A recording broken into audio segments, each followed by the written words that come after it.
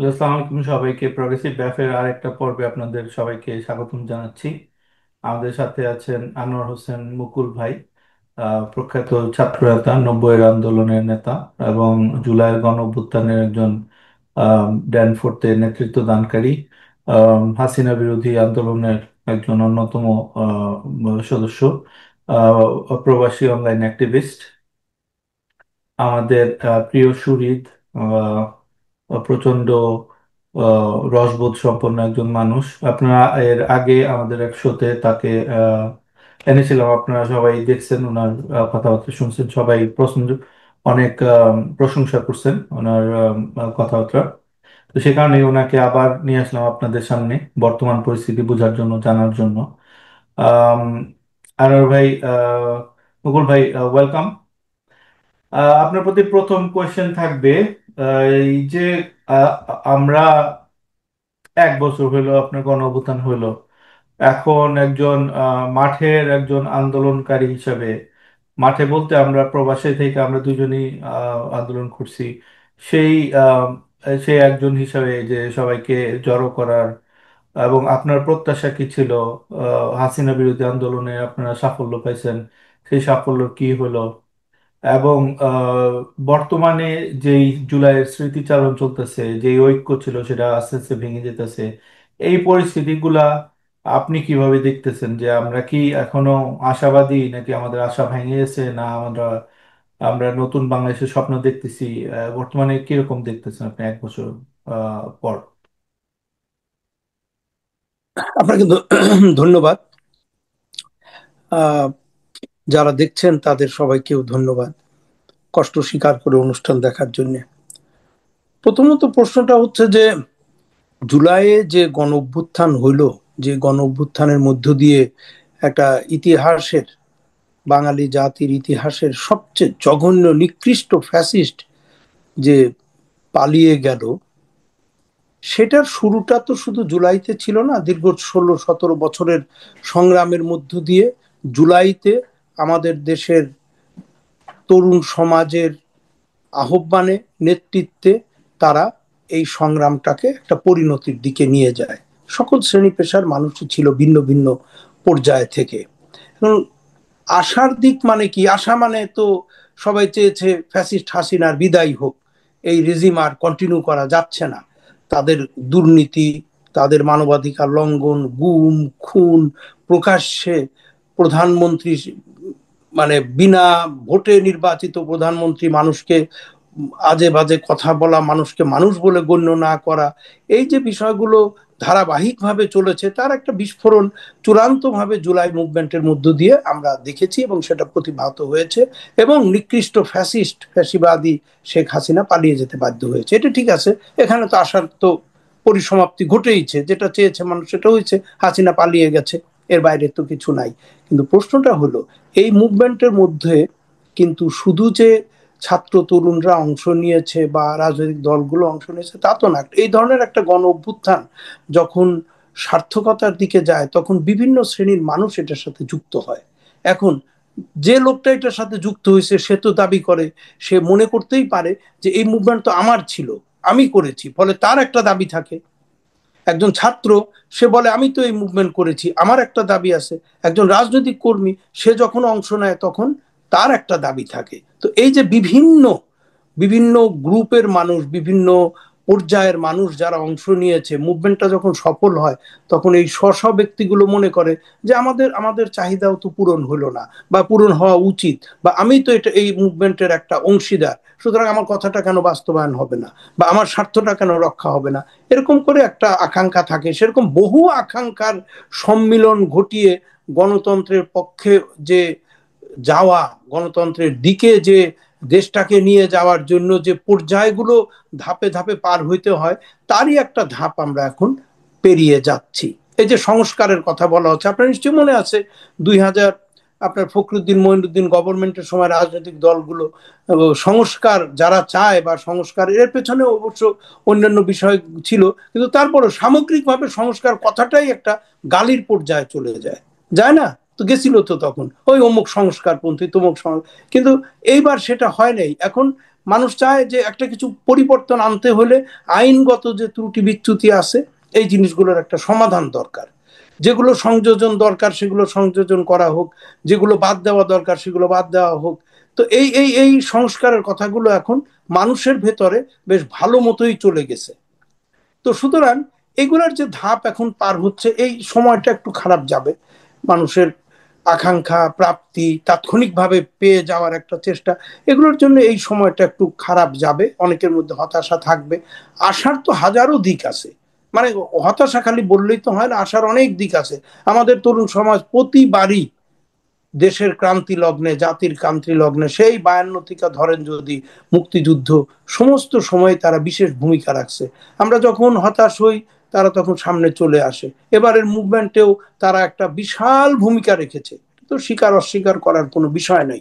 আবার সামনে যে ভোট আসছে, আপনি লক্ষ্য করেছেন এই ভোটে তরুণদের একটা বিশাল অংশগ্রহণ থাকছে যারা এবার ভোটার হবে, এবং তারা সম্ভবত প্রায় 40%, আমি ভুল যদি না বলি। তো এই 40% তরুণদের একটা আকাঙ্ক্ষা তো আছে, সেটার তো আপনার সমাধান দিতে হবে।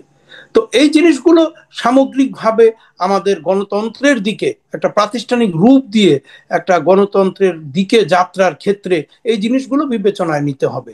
আমি আশার প্রচুর দিক দেখি, আমি অত্যন্ত আশাবাদী। আমার মনে হয় না যে খুব খারাপ ডাইরেকশনে বাংলাদেশ যাচ্ছে। তবে এই ধাপগুলো পেরুতে যেয়ে যে সমস্যাটা হচ্ছে সেটা হলো বিভিন্ন পর্যায় থেকে বিভিন্ন রকম ষড়যন্ত্র, বিভিন্ন পিছু টান, বিভিন্ন গোষ্ঠীর নিজস্ব উদ্দেশ্য বাস্তবায়ন, এগুলো রয়েছে, কোনো অস্বীকার করার জন্য নাই, এগুলো আছে এবং এগুলো থাকবে। তারপরেও আমরা এগিয়ে যাব এবং আমি আশাবাদী। ওকে, ধন্যবাদ মুকুল ভাই।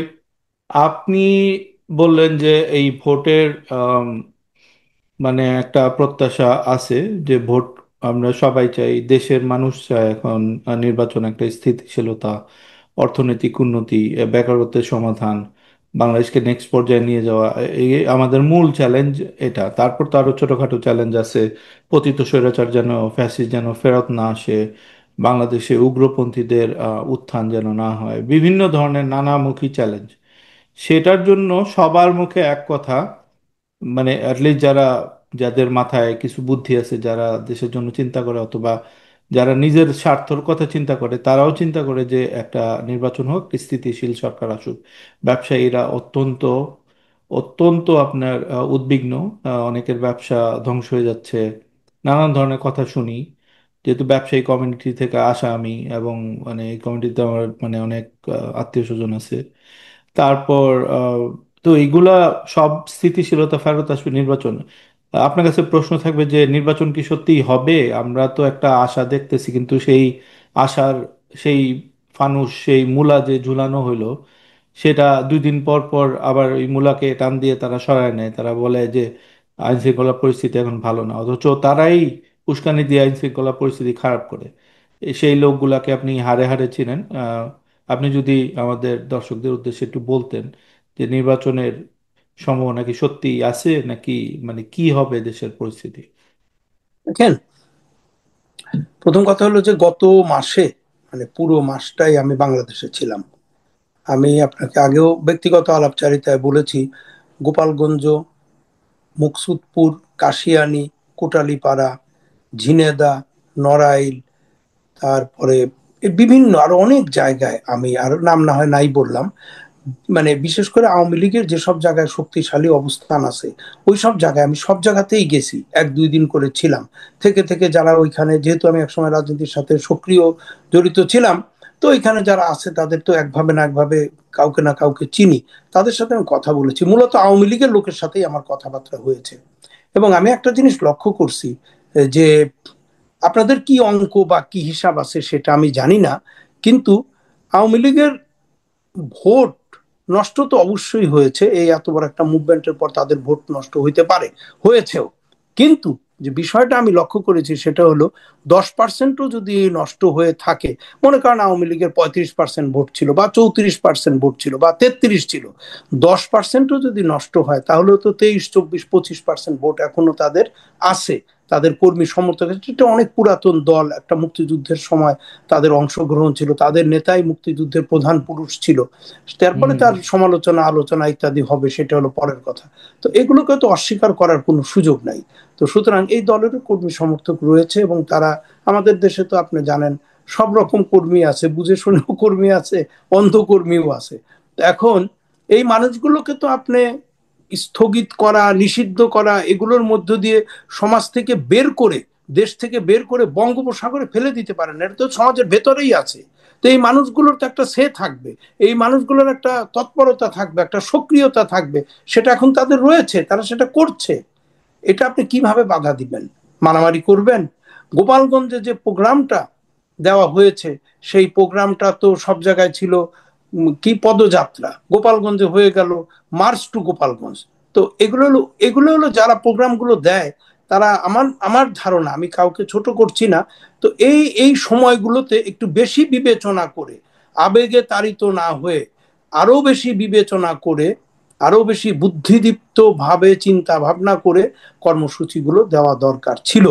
কর্মসূচিগুলো এমন ভাবে দেওয়া দরকার মুকুল ছিল। ভাই, গোপালগঞ্জের প্রশ্নটাই আসতেছি, বাট নির্বাচন কি হবে কি হবে না এই আমি আমি সম্পর্কে একটু। আসতেছি আমি জি। আসতেছি জি। তো আমি সেটাই বলবো যে জি। সেইভাবে বিবেচনা করে, আমার মনে হয়, আমি ব্যক্তিগতভাবে মনে করি, আমরা তো 9 বছর একটা মুভমেন্ট করছি এর সাথে বিরুদ্ধে, আমাদের নেতারা করেছে, আমরাও পরবর্তীকালে পোস্টার লাগাইতে লাগাইতে এক সময় যায় নিজেরাও নেতৃত্বের কাতারেই ছিলাম।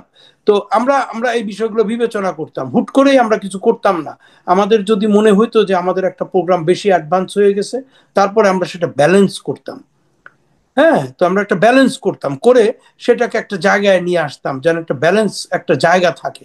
গোপালগঞ্জের প্রোগ্রামটা আমি মনে করি নিশ্চিতভাবে এই কর্মসূচিটা, এটা মানে আরো বেশি বিবেচনা প্রসূত হলে ভালো হতো, এরকম করে না করে।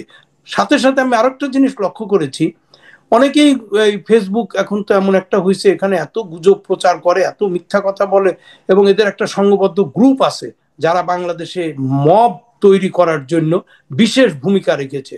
এই লোকগুলো সবাই জানে, এরা কেউ ফ্রান্সে থাকে, কেউ বিদেশে থাকে, এবং এদের কাজই হইতেছে বিভিন্ন মিথ্যা কথা দিয়ে, বিভিন্ন উস্কানি দিয়ে একটা অস্থিতিশীল পরিবেশ তৈরি করা, যাতে নির্বাচনের দিকে যে যাত্রা, সেটা বাধাগ্রস্ত হয়। এবং এটা খুব অ্যাক্টিভ। জি। যেমন আমি ফেসবুকে কয়েক জায়গায় দেখেছি, এবং গোপালগঞ্জের যে কোনো এক জায়গায় আমার সাথে টেলিফোনে কথা হয়েছে ঘটনার আগের দিন। আমি তাদের বলছি, তোমরা এত উত্তেজিত কেন? আপনি কি বলেন উত্তেজিত মানে? বঙ্গবন্ধুর মাজার ভাঙে ফেলতে ওরা আসতেছে। না, এরকম তো কিছু না। কে বলছে? আপনি কি পেপার টেপার আর কি ফেসবুক টেসবুক পড়েন না? ফেসবুক কেন, আবার কি হয়েছে ওখানে? ওখানে সব উঠছে, ওরা মার্চ করে গোপালগঞ্জে আসবে বঙ্গবন্ধুর মাজার ভেঙে দেওয়ার জন্য। তো এই যে প্রচারণাগুলো বিদেশ থেকে করা হয়েছে, এটা তো ওইসব কর্মীকে ইফেক্ট করেছে, নাকি করবে না? সে তো ওই জি। দলটা করে, তার ভিতরে তো জি। একটা ইফেক্ট আসবে, তার ভিতরে একটা হ্যাঁ। প্রতিক্রিয়া আসবে, কি বঙ্গবন্ধুর মাজার ভেঙে দিবে, উনি আমাদের গোপালগঞ্জের লোক। যেটা আমরা লক্ষ্য করেছি এরশাদের ক্ষেত্রে, আপনি বিশ্বাস করেন, আপনি যে কোনো লোককে জিজ্ঞেস করেন, 82 থেকে 90 সাল পর্যন্ত রংপুরে জাতীয় পার্টি এমন কিচ্ছু ছিল না। এরশাদের বাড়ি হইতে পারে ওই রংপুর, গাইবান্ধা, কুড়িগ্রাম, ওইখানে জাতীয় পার্টির কোনো সংগঠন ছিল না, যা জিজ্ঞাসা করে দেখতে পারেন। কিন্তু যেই মুহূর্তে এরশাদের পতন হলো, সেখানে কিছু বাড়াবাড়ি ছিল, ওইগুলো আমি এখন প্রকাশ্যে বলবো না। এগুলোর কারণে হয়েছে কি, একভাবে রংপুরের মানুষের কাছে এইটা বিবেচনায় চলে এসছে যে এরশাদ আমাদের লোক, তাকে অপমান করা হচ্ছে, তাকে ক্ষতিগ্রস্ত করা হচ্ছে, শারীরিকভাবে হেয় করা হচ্ছে, মানসিকভাবে সম্মান নষ্ট করা হচ্ছে, সুতরাং আমাদের এই লোককে বাঁচাইতে হবে। এবং এই যে ঘুরে গেল, এবং তারপরে তো দেখলেন এত বড় একটা স্বৈরাচার ক্ষমতা থেকে চলে গেল, সে জেলে থাকলো, কিন্তু ওই এলাকায় আমাদের ছেলের সাথ বলে প্রায় 30-40টা সিট তারা পেয়ে গেল। সেই জন্যই বলতেছি যে প্রোগ্রামগুলো বিবেচনা প্রসূত হওয়াটাই আরো বেশি কাঙ্ক্ষিত ছিল। এখন আপনি আমার প্রশ্ন করছেন যে এগুলোতে কি প্রমাণ করে, এগুলো কি শুধুই মানে ভুল ক্রমে দেওয়া কর্মসূচি, নাকি উদ্দেশ্যমূলক ভাবে দেওয়া কর্মসূচি? যদি উদ্দেশ্যমূলক দেওয়া কর্মসূচি হয়, তাহলে তার উদ্দেশ্য হচ্ছে নির্বাচনটাকে পিছিয়ে দেওয়া। কারণ জি। এটা আপনিও জি। বুঝতেছেন, আমিও বুঝতেছি। জি। আমি এই যে জেলাগুলো, গত মাসে আমি এই জেলাগুলোতে গেছি এবং কথা বলছি, আমাকে কিন্তু অর্ধেকের বেশি লোক বলছে, ভাই এই ইলেকশন কি হবে? তারা আমাকে হুম। আমাকে কেন সন্দেহ? ফেব্রুয়ারিতে ইলেকশন হচ্ছে। ভাব তো পাওয়া যায় না। না। কেন? ভাব কি? কয় আরে ভাই আপনি বুঝেন না, ভাব তো পাওয়া যায় না। তো এখন আসলে তো ভাব তো পাওয়া যাচ্ছে না, এবং এইসব নৈরাজ্যিক পরিস্থিতি তৈরি করা হচ্ছে বিদেশ থেকে। মেটিকুলাস ডিজাইন ভাই, মেটিকুলাস। হ্যাঁ, আপনি মেটিকুলাস বলেন আর যেটি বলেন, ইংলিশ তো অনেক কঠিন শব্দ, কিন্তু এই ভাব কিন্তু পাওয়া যাচ্ছে না, একদম না, বিশ্বাস। মেটিকুলাস ডিজাইনটা আপনার ডক্টর মোহাম্মদ ইউনূসের করা দেওয়া শব্দ আর কি। শুনছি, বুঝছি, আমি বলতেছি কিন্তু হ্যাঁ। ভাব তো পাওয়া যায় না। ওরা আমাকে বলছে ভাই ভাব তো পাওয়া যাচ্ছে না। তো এখন এই যে ভাবটা তৈরি করাটা হচ্ছে না বা তৈরি করা যায় নাই, এইটা কি একটা সামনের নির্বাচন হওয়ার ইঙ্গিত বহন করে? আমার তো মনে হয় করে না। সেখানেই আমার সংশয়। আমি নিজেও মানে এই জায়গাগুলো, এই এতগুলো 10-12টা জেলা এবং উপজেলা ইত্যাদি ঘুরে আমার কাছে নিজেরও সন্দেহ লাগতেছে। এবং এখন এমন এমন কথা বলা হচ্ছে, দেখেন আপনারা একটা নির্বাচন করবেন, তো নির্বাচন তো করতেই হবে, নির্বাচন ছাড়া গণতন্ত্র, এখন নির্বাচন হলেই একেবারে গণতন্ত্রের সাগরে মানুষ হাবুডুবু খাবে, আমি সেটা বলছি না। কিন্তু নির্বাচন ছাড়া একটা গণতান্ত্রিক রাষ্ট্র গড়ে তোলার পথটা কি? কি কি পথ? অনির্বাচিত সরকার? নো।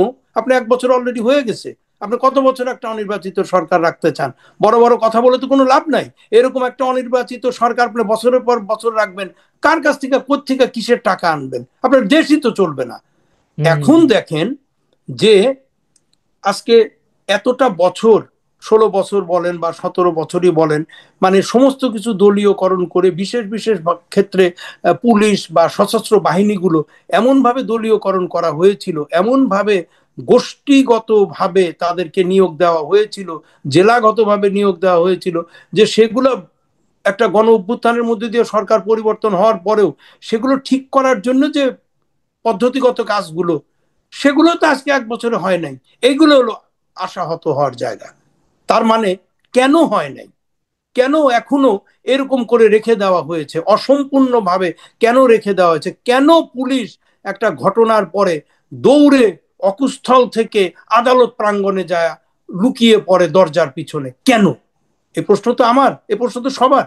আমি একা তো করবো না এই প্রশ্ন, সবাই এই প্রশ্ন করবে। কেন পুলিশের রিফর্ম নিয়ে আর কোনো কথা হইলো না? একটা মিটিং হলো, আমরা যে দেখলাম। এগুলা সবই জরুরি প্রশ্ন। মুকুল ভাই, একটা কোয়েশ্চেন আমি করি। এই যে গোপালগঞ্জ রিলেটেড কোয়েশ্চেন, এটা সেটা হলো যে 4 জন মানুষকে গুলি করে হত্যা করা হলো, এবং খুবই আননেসেসারি। প্রতিটা জীবনই দামি। বর্তমানে এরকম কোনো পরিস্থিতি হয় নাই যাদেরকে এখন বর্তমানে রাষ্ট্র দেওয়া হয়েছে, বা রাষ্ট্র ধরেন আমরা ওন করি, আমরা তো বিজয়ী গণঅভ্যুত্থানে। আমরা স্টুডেন্টরা, বিএনপি, সবাই যারা ধরেন হাসিনা বিরোধী সরকার, তারা আমাদের দায়িত্ব হলো এখন দেশকে দেখে দেখে রাখা, দেশকে স্থিতিশীল রাখা। এই যে 4 জন মানুষ মারা গেল, এটা কি কোনো নেসেসারি কোনো কার্য ছিল? এরা কি না। কোনোদিন মানে এই লোকগুলার মৃত্যু কি অ্যাভয়েড করা যেত না? হ্যাঁ, এই যাই দায়িত্বটা কার? আজকে যাই যদি আমি এই কথাটা বলি, আমাকে লিগার বলা, মানে গালি দেওয়া হতে পারে। হোক। ঠিক আছে, কিন্তু আমি আমি গালি এরকম আমি বহু খাইছি। আমাকে জামাত ইসলামী বলা হয়েছে, আমাকে আম, এই বিএনপি সিম্পাথাইজার বলা হয়েছে, আরো 100 কোটি আমাকে বলা হোক, কিন্তু সত্য কথাটা বলতে আমি কখনো পিছু পাবো না। আমার কথা হলো যে এই যে 4 জন এই মানুষগুলাকে কোনো দরকারই ছিল না। একটা মানুষের জীবনের দাম অপূরণীয় একটা ফ্যামিলির কাছে, ঠিক আছে? শুধু কিছু মানুষের ইগোর কারণে তারা গিয়ে এই মানুষগুলাকে আপনার মানে হত্যা হইতে দিল। বা তারা জানতো যে সুযোগ এই সৃষ্টি করে জায়গাটায়, দিল। হ্যাঁ, যে জায়গায় আপনি সব জায়গায় পদযাত্রা, সেখানে রোড মার্চ টু, মানে যুদ্ধের ঘোষণার মতো। এবং শেখ মুজিবুর রহমানের কবর ভাঙার জন্য প্রচ্ছন্ন উস্কানি ছিল, ফর নাথিং। এটা তো একটা অকল্পনীয় একটা ব্যাপার। একটা লোকের কবর আপনি কেন আপনি করতে পারবেন? মৃত মানুষ, মানুষ, ধরেন আমরা রাজাকারদের ঘৃণা করি, রাজাকারদের কবরে গিয়ে হাত দেওয়ার কথা আমি কখনোই বলবো না। না। নোংরা একটা কাজ, নোংরা। আর সেই জায়গায় শেখ মুজিবুর রহমান বাংলাদেশের ফাউন্ডিং ফাদার্সের একজন, ওনারকে এইরকম ভাবে মানে এগুলা করে, এগুলো খুবই ভয়ঙ্কর ধরনের নোংরামি এবং ইত্রামি টাইপের রাজনীতি। যারা এগুলা করতেছে তাদের তাদের উপর অভিশাপ পড়ুক, এটাই বলবো আমি। আমার কথা হলো যে এটা কি আপনার একটা ম্যাচিউর রাজনৈতিক দলের লক্ষণ? এরা কি এটা অ্যাভয়েড করতে পারতো না, এই 4 জনের মৃত্যু? আমি তো সেটা প্রথমেই আহ, বললাম। আমি জি। তো প্রথমেই বললাম, আমি তো সেই কথা শুরুতেই বললাম যে এই যে কর্মসূচিগুলো দেওয়া হয়েছে, এই কর্মসূচি সূচিগুলো কোনো বিবেচনা প্রসূত কর্মসূচি ছিল না। আবেগে তাড়িত হয়ে আমি হঠাৎ করে হিমালয় পর্বতের সামনে দাঁড়ায় বললাম ধাক্কা দিয়ে ফেলে দিব, হিমালয় আমি ধাক্কা দিয়ে ফেলতে পারবো না, এটা হয় না না, কখনো। কিন্তু আপনার আমার কাছে এমন হলো আপনি যে নেক্সট কথাটা বলছেন সেটাই যুক্তিযুক্ত, কারণ ওরা প্রি প্ল্যান ভাবে এই ডিস্টারবেন্স তৈরি করার করছে যে দেখো এখন কিন্তু এরকম অবস্থা, এইসব জায়গায় নির্বাচন দেওয়া যাবে না, মানে একটা মানে এরকম আহ, মানে আপনার কি এই কথাটা, এই থিওরিটা সেটা আপনার কাছে সেটা সেটা তো মানুষ মনে করতেছে, আমি তো বললামই। আমি ওইসব জায়গায় যা চলাচল করার পরে বা কথা বলার পরে তারা আমাকে বলছে, ভাই এই নির্বাচনের তো কোনো ভাব দেখছি না। ভাব কেন মানুষের মধ্যে দেখা যাচ্ছে না? একটা বছর হয়ে গেল, মানুষ কেন নির্বাচনের ভাব দেখছে না? নির্বাচন তো দিতে হবে রে ভাই। ইলেকশন না জি। দিয়ে আপনি কি গণতন্ত্র প্রতিষ্ঠা করবেন? এগুলা কি সব বুদ্ধিমানের কথা? আমি তো বুঝলাম না। এটা হুম তো হুম। হইতে পারে না। ভোট হইতেই, হাসিনা তো ভোট দেয় নাই, মানুষের রাগ তো তাই ছিল। শেখ মুজিবুর রহমান নির্বাচিত হয়েছিল, তাকে ক্ষমতা দেয় নাই, মানুষ রাগ হয়ে গেছে, কিরে ভাই আমরা নৌকায় ভোট দিলাম, তোমাদের তো সাথে আমরা তো দেই নাই, তো সুতরাং আমাদের লোকরে তুমি দাও, পার্লামেন্ট ডাকো এবং ই করো। মানুষ তো চরম রাগ হয়ে গেছে, উত্তেজিত হয়ে গেছে। স্বাধীনতা সংগ্রামের ডাক আসছে, তারা তৈরি ছিল, মানুষ ঝাঁপায়া পড়ছে। আপনাকে একটা হিস্টোরিক্যাল কোয়েশ্চেন করি, যে 72-3 নির্বাচনটা কিরকম হয়েছিল আপনার মনে হয়? আপনি সম্ভবত অনেক ছোট ছিলেন, না, আমি ছোট কিরকম? থাকলেও 73-তে আমি তো সেটা বলবোই, সেটা নিয়ে, 70। হ্যাঁ সেটা হ্যাঁ। নিয়ে তো সেটা নিয়ে তো সেটা আমি, সেটা কি টোটালি ফেয়ার নির্বাচন হয়েছিল না, মানে? এগুলো কোনো ফেয়ার নির্বাচন ছিল না, ওসব কথা বলে লাভ নাই। যদি ফেয়ার ইলেকশনই হয়, তাহলে দাউদকান্দি থেকে ব্যালট বাক্স নিয়ে বঙ্গভবনে গুনা বন্ধু খন্দকার মুস্তাককে জিতায় দেওয়া হইতো না। ফেয়ার নির্বাচন নির্বাচন ওগুলোর কথা বলে লাভ নাই। ফেয়ার হলেও আওয়ামী লীগ জিততো, কিন্তু তারা ফেয়ার করে নাই। ডাকসুর ইলেকশন হয়েছে, মাহবুব জহুর পরিষদ ছিল 73 সালে, শেখ কামাল স্বয়ং ব্যালট বাক্স চিন্তাই করেছে, এখনো সেই মানুষগুলা জীবিত আছে। যখন দেখছে তাদের প্যানেল হেরে যাবে, এবং এটা তো তাদের সাথে যে ছাত্র ইউনিয়ন কমিউনিস্ট পার্টি ছিল, তারা পরে মুজাহিদুল ইসলাম সেলিম স্বীকার করেছে দেখেন এই যে এই ভুল কথাগুলা, এই হয়েছে। কথাগুলা এটা তো বলার মতো, ইতিহাস, এটা এই তো কথাগুলা ইতিহাস, বলার মতো কোনো মানুষ নাই, এই যে এগুলো তো আপনাদের কাছে ইতিহাস। জিজ্ঞেস করে এটা করে এগুলা মানে এই করতে, এই এগুলা বলা বলতেছি, উচিত। হ্যাঁ এগুলো তো আমি বলতেছি যে শেখ মুজিবুর রহমান ক্ষমতা যাওয়ার পর তার যে ভুল ত্রুটি ছিল আপনি স্বীকার করবেন, বলবেন, সমালোচনা করবেন, ঘৃণা করবেন। সেগুলো করেছে, একদলীয় শাসন আর কে করছে? সেই করছে। কিন্তু তার মানে এটা প্রমাণ করে না যে আমাদের স্বাধীনতা সংগ্রামের প্রধান পুরুষ তিনি ছিলেন এবং তিনি আছেন। তার কবর ফেলে দিতে হবে, ভেঙে দিতে হবে, এইসব উস্কানি যে সবাই পছন্দ করবে তা না। আমি, আমার ধারণা বেশিরভাগ লোকই করবে না। এবং এগুলোর পিছনে আছে হচ্ছে এই যে 71 সালের, এখন ভাষা এক হয়ে যায়, কেউ আবার বলবে তুমি আওয়ামী লীগের ভাষায় কথা বলো। না না ভাই, এগুলা সরাসরি 71-এ বলতে যারা হবে, পরাজিত হয়েছে, রাজাকারদের বিরুদ্ধে আবার আমাদের দাঁড়াতে হ্যাঁ, হবে, সেই 71-এ যারা সেই পরাজিত ভাষায় হয়েছে, কথা বলবে ওদের, হ্যাঁ ওরা ওই সেই, ভাষায় বুঝে ওই ভাষায় কথা বলতে এক্স্যাক্টলি, হবে ওদের সাথে। এক্স্যাক্টলি 71-এ যারা পরাজিত হয়েছে, ওই জামাতে ইসলাম, ওই জামাতের লোকজন এইগুলোর ভিতরে ঢুকে ঢুকে ছেলেদের উস্কানি দিয়ে এই সব কিছু দেশে বিদেশ থেকে করাচ্ছে, এতে কোনো সন্দেহ নাই। আমরা তো আর এই যে এই রাজনীতিটা দেখছি। পিনাকিদের ব্যাপারে আপনি কি বলবেন, যে এই না না, এরা তো উদ্দেশ্যমূলক শ্রীলঙ্কা? ভাবে, এদের কাজটাই হলো উদ্দেশ্যমূলক ভাবে। এবং তাদের এই উদ্দেশ্য চরিতার্থ করার কারণটা হচ্ছে, এখানে যদি একটা অসুবিধা অনাসৃষ্টি থাকে, একটা প্রবলেমের মধ্যে থাকে, ওরা, আমি তো এখন খুব খারাপ ভাবে ব্যক্তিগতভাবে বলতে চাই, যদিও এটা বলা ঠিক না, এরা ওই যে সব, মানে আমরা তো এই পর্যায়গুলো চিনি। আমরা তো বিদেশে, আমরাও তো প্রায় অনেক বছর হলো থাকি, 30 বছরের মতো হয়ে গেছে, কারো 32 বছর, কারো 40 বছর। এগুলো হলো তারা যে সবাই যে রাজনৈতিক আশ্রয় চেয়েছে, এই আশ্রয়ের কারণে তারা যে বাংলাদেশে খুব একটা ওয়ান্টেড ইত্যাদি ইত্যাদি বিভিন্ন রকম জিনিসগুলো, এটা আর ব্যাখ্যা করার দরকার নেই, খুব ব্যক্তিগত পর্যায়ে হয়। ওগুলোর সুবিধা নেওয়ার জন্য এগুলো তারা করাচ্ছে, দেশের পরিস্থিতি যেন স্বাভাবিক না হয় সেই চেষ্টা করতেছে। এবং আমাদের বড় দুঃখজনক যে আমাদের ছাত্র তরুণরা এদের কথায় বিভ্রান্ত হচ্ছে। আমি আমাদের ছাত্র তরুণদের উপরে খুবই আশাবাদী, ভরসা রাখি পুরো জেনারেশনের উপরে। কিন্তু দৃশ্যমান যে ছাত্র তরুণদের যে নেতৃত্ব এখন যারা দৃশ্যমান, আমার তাদের উপরে আস্থাটা ধীরে ধীরে কমে যাচ্ছে। আমার কাছে মনে হচ্ছে যে তারা রাজনীতির ময়দানে অত্যন্ত অপরিপক্ক। এবং আজকের এই আধুনিক সমাজে, সারা পৃথিবীতে যে আধুনিকতার ছোঁয়া লেগেছে, গণতন্ত্রের যে আধুনিকায়ন হয়েছে, গণতন্ত্র এবং সমাজ রাষ্ট্রের মধ্যে যে পরিবর্তন হয়েছে, তারা এই পরিবর্তনের ধারে কাছেও নাই। যদিও তাদের সবার হাতে একটা করে আইফোন আছে, তারা আইফোন প্রেস করলেই পৃথিবীর কোথায় কি হচ্ছে সব বলতে পারে, কিন্তু তাদের চিন্তা চেতনার মধ্যে প্রায় হাজার হাজার বছরের পুরনো ধ্যান ধারণা, এইগুলো কিছু কিছু আমার মনে হয় এখনো ক্রিয়াশীল। তাদের অনেকের সাক্ষাৎকারে আমার কাছে এটা মনে হয়েছে, এক।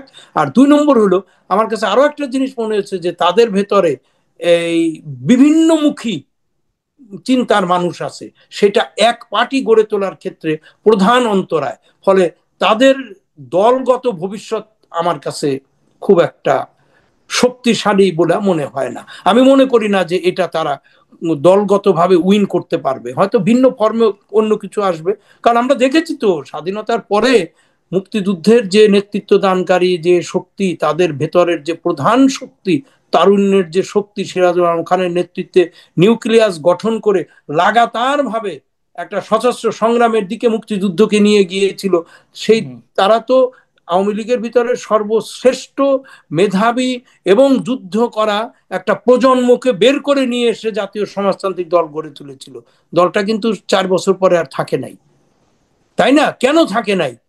এই লোকগুলোর তো কিন্তু এটা মেধা তো শেখ ছিল মুজিবুর সাংঘাতিক। রহমানই এদেরকে মাইরা আপনার শেষ করছে।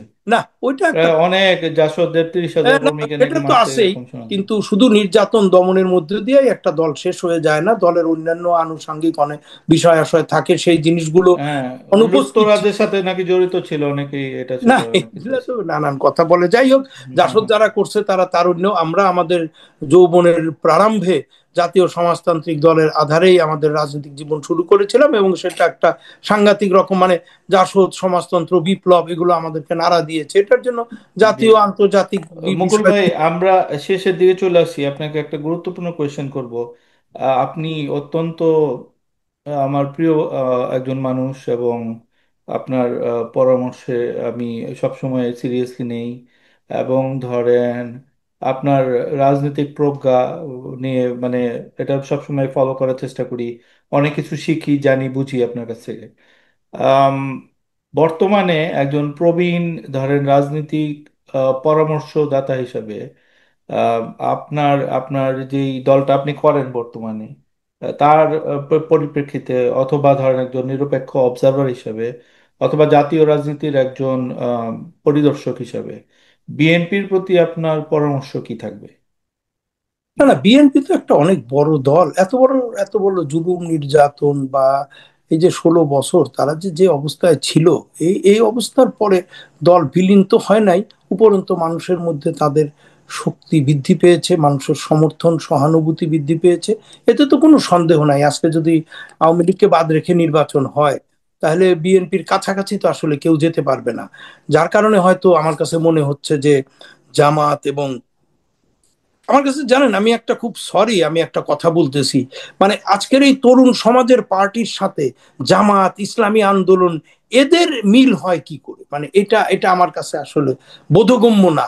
আমি এটা দর্শকদের কাছেও প্রশ্ন রাখলাম। মানে এদের সাথে এলাই কেন ইসলামী আন্দোলন, সরষার কি সরসিনার পীর, ইসলামী আন্দোলন, জামাতে ইসলাম, তরুণদের এটা, এদের এত মিল হয় কি করে? কেন এদের এত মিল হয়? এটার ব্যাপারে নেক্সট শোটা আমরা পুরাটাই এই আমি ব্যাপারে ডেডিকেটেড যেটা রাখবো, করছি, আজকে এইটা স্কিপ করি। হ্যাঁ, নেক্সট যাই হোক, মানে, তো হ্যাঁ, বিএনপির জি। ক্ষেত্রে, আমার কাছে মনে হয় যে আমি যেটা বলবো সেটা আপনাদের হয়তো পছন্দ নাও হতে পারে, এবং আপনার তো নিশ্চয়ই হবে না, আমারও না, না, ধারণা। পছন্দ না হওয়ার কিছু নেই, না, আমি আমার আপনার কাছে কাছে জাস্ট বক্তব্য কত হলো যে, কথা হইলো আমি শুনতে চাই, তিক্ত না না, কথা আমার হইলেও শুনতে কাছে, চাই। আমাকে জিজ্ঞেস করলে আমি মনে করি যে আজকে বিএনপির বাংলাদেশে কোনো নেতৃত্ব নাই। খালেদা জিয়া শারীরিকভাবে অসুস্থ। উনি যদি আজকে থাকতেন, এই পরিস্থিতি থেকে উত্তরণ ঘটানো যেত। যেহেতু সারা দেশে নানামুখী ষড়যন্ত্র হচ্ছে, মিটফোর্ডের ঘটনা তার মধ্যে একটা, এবং আমি হুম, খুব হুম। ভয় পাচ্ছি যে মিটফোর্ডের মতো আরো মর্মন্তুদ পৈচাসিক আরো ঘটনা হয়তো আগামী 6-7 মাসের মধ্যে ঘটবে, যার উদ্দেশ্য হবে ঘটবেই, ঘটবেই, ঘটবে, যার আমরা উদ্দেশ্য জানি হবে ঘটবে, হ্যাঁ। যার উদ্দেশ্য হবে নির্বাচন যেন না হয়, এবং বিএনপি যেন পাওয়ারে আসতে না পারে। মানে অবভিয়াসলি এই নির্বাচন হলে তো বিএনপি এখন বড় দল, তারা পাওয়ারে আসবে। তো এগুলোর পিছনের যে কলকাঠি নাড়া হচ্ছে, এবং এগুলোর জন্যই এই সব ঘটনা সৃষ্টি করা হচ্ছে। আমি মনে করি, আমার বক্তব্য হলো এটা, যদিও বিএনপির কিছু যায় আসে না, কিন্তু আমি একজন মানুষ হিসাবে, একজন রাজনৈতিক কর্মী হিসাবে বা ইত্যাদি হিসাবে আমি বলতে পারি যে আমি মনে করি এই মুহূর্তেই, আগামীকাল টিকিট কেটে বিএনপির যে নেতা তারেক রহমান, তিনি বাংলাদেশে চলে এসে শক্তভাবে উনি বাংলাদেশে অবস্থান নিক। তাহলে অনেক জি। ষড়যন্ত্র, অনেক দুরভিসন্ধি, অনেক নির্বাচন না হওয়ার যে পেছন থেকে পায় তারা, এগুলো সব ধূলিসাৎ হয়ে যাবে। তার আচ্ছা ইমেজ। মকুল ভাই, একটু একটু ইন্টারাপ্ট করি এখানে। আমি যেহেতু বিএনপির সাথে আমি একটু জড়িত, আমরা যতদূর খবর জানি, আমাদের কাছে অনেক খবর আছে দলের ভিতরের খবর, আমরা পরিষ্কারভাবে জানি তারেক রহমান চলে আসবে। এটা ও, এটা যা সময়ের ব্যাপার, এটা কবে ধরেন, খুবই শীঘ্রই ধরেন উনি চলে আসবেই। ধরেন এই মাসে শেষেই চলে আসলো, জাস্ট একটা হাইপোথেটিক্যাল আমি বললাম। হ্যাঁ, বাংলাদেশ চলে গেল। এই পরিস্থিতিতে কি করা যায়? ধরেন উনি চলে যাবে, মানে আমরা জানি যে উনি মানে এটা পুরোপুরি রেডি, বা এই ধরনের আপনার একটা প্রস্তুতি নেওয়া হইতেছে। আহ, কি অবস্থা ধরেন এরকম, যখন চলে যাবে তখন কি হবে? মানে কি অ্যান্টিসিপেট করেন আপনি? না না না, আমি তো আমার কথাটা বোধহয় আপনি বুঝেন না। আমি বলছি যে নেতাকে এখন শারীরিক জি জি, বুঝতে পারছি। ভাবে এটা নেতা 100% এগ্রি করি, হ্যাঁ, 1 বছর এটা ঠিক হয়ে বলছেন গেছে, ভাই। 1 বছর জি কেন হলো, এটা কিন্তু আমার একটা কোশ্চেন থেকে যায়। এইসব ব্যাখ্যা দিয়ে তো লাভ নাই, অমুক আসলে এই হবে, তমুক আসলে এই হবে। ভাই আপনি নেতা, আপনি প্রধানমন্ত্রী হবেন, বাংলাদেশের হেড হবেন, এই দেশের রাজা হবেন, আপনার উপর জুলুম নির্যাতন হবে না? কেন হবে না? হবে তো। এবং আপনার তো কর্মী আছে, এয়ারপোর্টের 2 পাশে লোক দাঁড়া করায় দেওয়ার কথা যদি ভাবে, 1 কোটি লোক ঢাকা শহরে নিয়ে আসতে পারবে বিএনপি, আর সবাই তারিখ দিয়ে মারা শুরু করে দেবে, এটা হয় কখনো? উনি দেশে না থাকা, নেতৃত্বের অনুপস্থিতি, অনেক ষড়যন্ত্রের জাল বিস্তার হচ্ছে। উনি থাকলে এগুলোর অনেক কিছুই হবে না। আমি আবারও বলছি, 1 বছর অলরেডি দেরি হয়ে গেছে। আগামীকাল সকালটাই হলো সঠিক টাইম, পরশুদিন আরো দেরি। এবং আগামীকালই উনার টিকিট কেটে দেশে এসে উনার দলের শক্ত হাতে নেতৃত্ব হাতে নেওয়া উচিত। এবং তখন দেখবেন অনেক কিছুই অন্যরকম হয়ে যাবে। আমার জি কাছে এই মুহূর্তে এটাই একমাত্র জরুরি কাজ বলে আমি মনে করি। কারণ নির্বাচনের যে পরিস্থিতি এখন প্রতিদিন বদল হচ্ছে, তাতে ইলেকশন হওয়ার মতোই, যে সাধারণ মানুষ আমাকে বলছে যে ভাব তো দেখি না, এখন ভাবের বড় অভাব হয়ে গেছে। উনি আসলে এই জিনিসটা পরিষ্কার হবে। জি, অত্যন্ত সুন্দর বলছেন। আম, মুকুল ভাই, আপনার সাথে কথা বললেই আমার নিজের জ্ঞান বাইরে যায়, এবং দর্শকরা অত্যন্ত আনন্দ পায় আপনার কথা শুনে। আশা করি ভবিষ্যতে আপনি যেই রসবোধ সম্পন্ন কথা বললেন আমাদের আড্ডায়, সেগুলোও আসবে এক সময়। আম, তো নেক্সটে আমরা আপনাকে নিয়ে আসলে আবার সেই যে এই ষড়যন্ত্রের যেই সরি, সেই ব্যাপারটা না, আমরা ওই যে জামাত ইসলামীর কেন এরা জামাত ইসলামীর পাল্লায় পড়লো সেই ব্যাপারটা নিয়ে ডিটেলে আলাপ করব। দর্শকরা আপনারা দেখলেন আনোয়ার হোসেন মুকুল। যদি কোনো কোয়েশ্চেন থাকে আপনাদের আমাদের কমেন্টে জানান। আপনারা কি পছন্দ করলেন এটা জানান, আপনাদের যদি কোনো আপত্তি থাকে সেটাও আমাদের জানান। আমাদের চ্যানেলটা একটু সাবস্ক্রাইব করুন। সবাইকে ধন্যবাদ, সবাই ভালো থাকবেন। ধন্যবাদ।